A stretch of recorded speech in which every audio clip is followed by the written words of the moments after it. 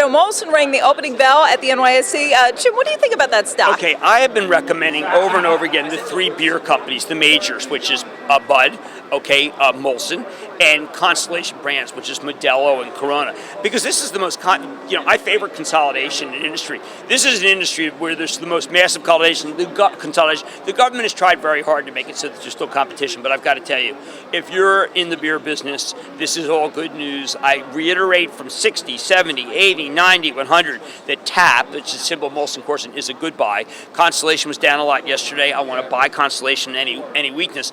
And a lot of this comes from Bar San Miguel, the bar that I own, where I just see beer is what people want. The only thing they want more is tequila. And I got to tell you that the beer business is, if I had to give everything up and try to figure out what the ideal business is, I want to be a beer distributor. It's the greatest.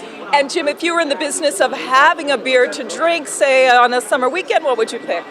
I am a Coors Light and Corona Light guy, and our refrigerator is stocked with both.